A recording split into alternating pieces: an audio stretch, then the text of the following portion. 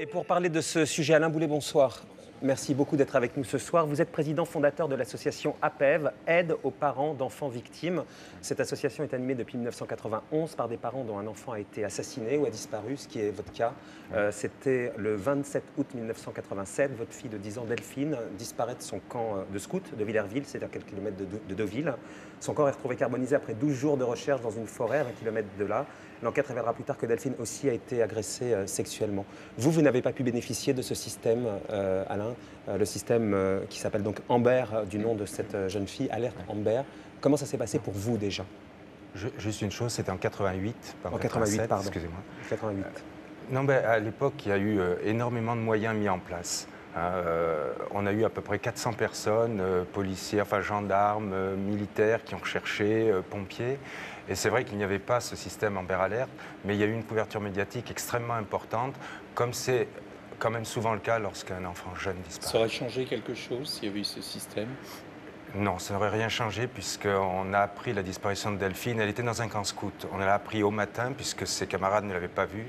Et on a su après que tout était fini à ce moment-là. Elle a été enlevée en pleine nuit. Il faut donner des chiffres, les statistiques américaines. 44% des enfants enlevés sont tués dans l'heure qui suit, 90% dans les 24 heures. C'est pour ça que ce soir, on réalise ce sujet pour expliquer comment mobiliser immédiatement l'opinion. Très vite. Très, très vite. Alors vous avez été contacté dès que la petite Aurélia a été enlevée. Les autorités vous ont contacté et vous ont demandé quoi précisément? Oui, nous, on est en contact avec la gendarmerie et la police depuis des années, puisqu'on essaye d'apporter, j'allais dire, notre expérience, ou du moins le vécu des familles et comment les familles voudraient être traitées à ce moment-là. Donc, les connaissant, la gendarmerie m'a contacté dès le lundi matin pour m'annoncer, bien sûr, qu'Aurélia, on pouvait l'aider en diffusant la photo. Donc, on nous a transmis la photo qu'on a pu transmettre sur nos sites internet. Donc, toutes les associations ont pu mettre la photo sur le site. Et également, la SR d'Angers m'a contacté en me demandant si on pouvait aider directement la famille. Ce que vous avez fait, vous êtes rentré en contact avec les parents? La maman m'a appelé le soir même et une heure après, Aurélia a été retrouvée. Donc, je pense qu'on va les revoir maintenant. Parce qu'il faut les aider psychologiquement, il faut les suivre psychologiquement après. C'est évidemment un traumatisme lourd. On a vu le cauchemar qu'a suivi. Il faut, je dirais que ça va durer dans le temps. Ici, on est dans l'urgence. Nous, on suit à l'association des familles qui ont perdu un enfant depuis 10 ans, depuis 20 ans.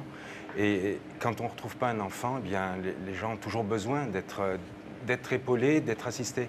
Et c'est vraiment le but de l'association, puisque dans l'association, toutes les familles qui travaillent dans l'association ont perdu un enfant. Donc, quand on se retrouve entre nous, c'est pas du tout pour pleurer ensemble, parce qu'à des moments, je veux dire, on rit ensemble et il faut vivre ensemble, mais sans se parler, on vit la même chose et on essaye de s'épauler pour s'entraider, pour savoir un peu comment vit l'autre, parce que beaucoup ont d'autres enfants, ne savent pas comment se situer par rapport à d'autres enfants. Et qui s'occupe de l'enfant quand elle revient, comme la petite Aurélia? Alors, quand elle revient, comme Aurélia, c'est surtout les parents.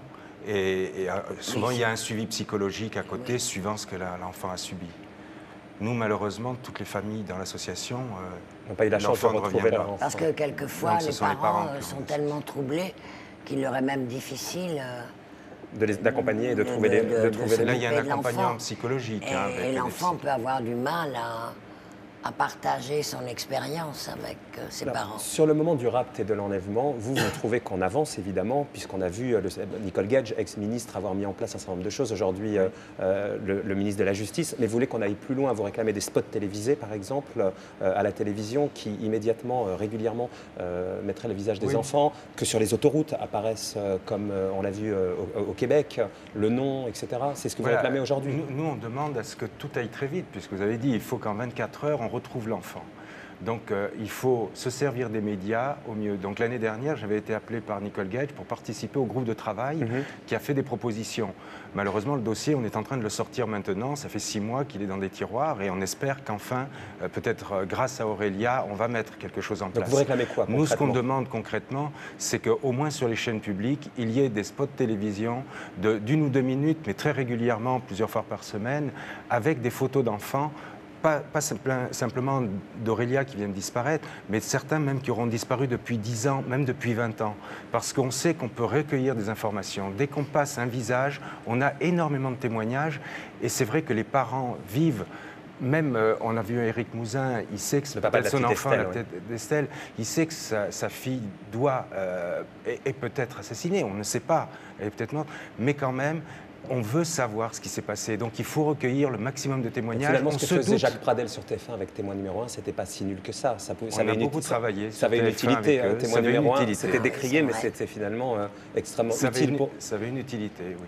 Donc vous réclamez ça. problème, Nous, c'est ce qu'on quand ça réclame, devient un ce sont des spectacle, choses qui quoi. sont très fermées avec le juge d'instruction, avec les enquêteurs, pour faire un appel à témoins en montrant la photo. Et je suis persuadé qu'on recueillera des renseignements qui permettront au moins aux parents de savoir.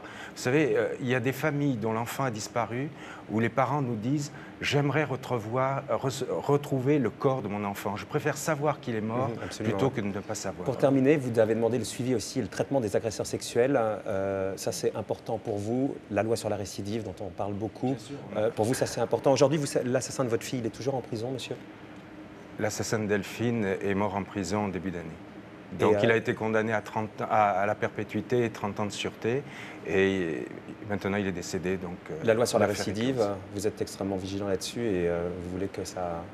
On a beaucoup suivi cette loi, on y a travaillé depuis 1 an et demi, elle est maintenant votée. Mais c'est vrai que tout le débat qui a eu lieu, et je dirais un peu les promesses qu'on a entendues, avec des nouveautés bien sûr, on a retrouvé les mêmes débats qu'en 93, les mêmes débats qu'avec la loi de 98. Et ce que j'ai peur, c'est qu'on en reste toujours qu'au débat et qu'on n'ait jamais les moyens réels de mettre en place ce qui est décidé par la loi. Il y avait un suivi Vous avez vu passer socio-judiciaire en trop d'hommes 98. politiques qui, les uns les autres, passent et les nouveaux ne suivent pas les dossiers des précédents. Je dirais pire que les hommes politiques, c'est que les lois existent. On n'a pas les moyens et parfois même des magistrats refusent d'appliquer la loi. Et ça, c'est absolument intolérable. Merci beaucoup de votre témoignage, Alain Boulet. Merci beaucoup. On Merci. vous applaudit. Merci infiniment.